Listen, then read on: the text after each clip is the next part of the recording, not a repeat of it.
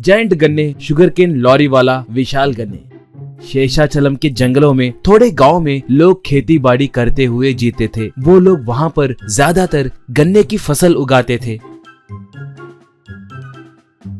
एक बार वहां पर मौजूद चेकपोस्ट के पास बड़े बड़े गन्नों के साथ एक गाड़ी आई। उसे देखकर वहां का एसआई उस गाड़ी को रोककर ड्राइवर बिज्जू से, ये क्या भाई, ये इतने मोटे हैं, ये गन्ने हैं या कुछ और? कहा। तब ड्राइवर बिज्जू, सर ये नए किस्म के गन्ने हैं, फॉरेन से आए हैं, वैरायटी बीज है सर, पूरा रस ही रस निकलेगा, जितना निचोड़ोगे उतना रस आता रहेगा। जो भी किसान ये फसल उगाएंगे उन्हें पैसे ही पैसे मिलेंगे सर। कहा। ऐसे तब पता नहीं भाई, आजकल क्या खाना है क्या नहीं कुछ समझ में नहीं आ रहा है। हमारी जिंदगी ही हाइब्रिड बन गई है। बहुत मेहनत करके पैसे कमाने के बाद भी जो स्वादिष्ट खाना हम हमारे बचपन में खाते थे वो अभी नहीं मिल रहा है। कहा। बिज्जू तब, पता नहीं क्यों सर, आपको देखे तो आप सिर्फ खाने के लिए ही पैदा हुए जैसे लगते हैं। अब हम क्या ही कर सकते हैं, एक गन्ने का टुकड़ा दूं क्या? बोलिए सर, एक आरा लाकर काट कर दूंगा। कहा। ऐसे तब, मैं तुम्हें कैसे दिख रहा हूँ, राक्षस के जैसे दिख रहा हूँ क्या? ज्यादा ओवर एक्टिंग किए तो चमड़ी उझेड़ दूंगा। यूँ कहने से बिज्जू गाड़ी लेकर चला गया।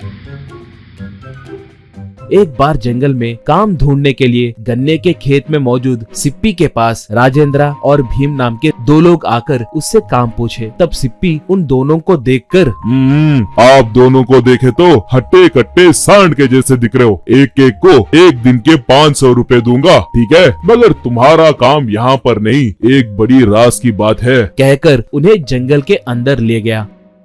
ऐसे वो लोग जंगल के बीच में जाने के बाद उन्हें एक बड़ा सा लाल चंदन का पेड़ दिखाई दिया। उसे दिखाते हुए सिप्पी, ये ही लाल चंदन का पेड़ है। ये सिर्फ हमारे तिरुमला के जंगलों में ही मिलते हैं, लाखों में होते हैं। फसक, इसे काट दो। कहा।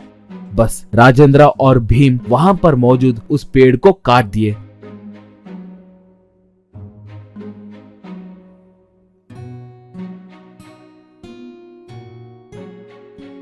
बाद में सिप्पी जोर से सीटी मारा। वहां पर थोड़े जंगल के लोग आकर अपने साथ लाए थोड़े औजारों की मदद से उस लाल चंदन के तने को एक बड़े गन्ने के जैसे बना दिए।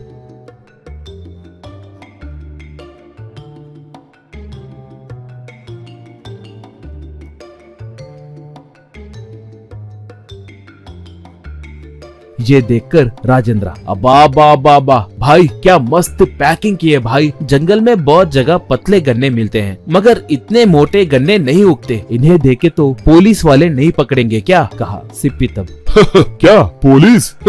हमने जानबूझकर उस चेकपोस्ट के पास एक मंद बुद्धि पुलिस ऑफिसर को लगाया है। हमें कोई कुछ नहीं कर सकता। उसे एक चेकपोस्ट को पार करके गए तो बस लोड सीधे शिपयार्ड को पहुंचेगी। किसी भी हालत में हमें कोई छू भी नहीं सकता। उस चेकपोस्ट के पास रहने वाले सारे पुलिस जोकर है, जोकर। कहकर राजेंद्र वालों को पैसे देकर भिजा दिया।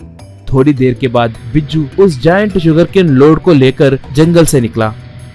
ऐसे बहुत देर के बाद चेकपोस्ट के पास पहुंचा। तब चेकपोस्ट के पास मौजूद एसआई ने उसे रोका। बिज्जू से एसआई, स्पेशल ऑफिसर्स आ रहे हैं, उन्हें तुम्हारे गन्ने के बारे में बताया। बोल रहे थे कि उन्हें मोटा गन्ना खाने का मन कर रहा है, एक गन्ना दो। कहा। बिज्जू तब, नहीं भाई, इस गन्ने को कोई छू नहीं सकते, ये स्पेशल ऑर्डर है। चाहे तो अगले लोड में से लेने कहो, हम अभी के लिए चलते हैं, बाय बाय। जो कहने लगा तभी राजेंद्र और भीम दोनों गाड़ी में आए।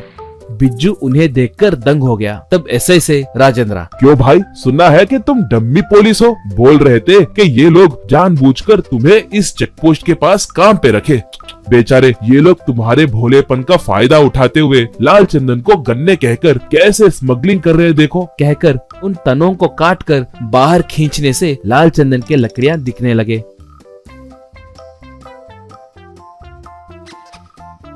इससे बिज्जू वहां से भागने की कोशिश किया। वो ऐसा ही बिज्जू का पीछा करके उसे पकड़कर खूब मारा। बाद में जंगल में जाकर सिप्पी और उसके पूरे आदमियों को अरेस्ट करके ले गया।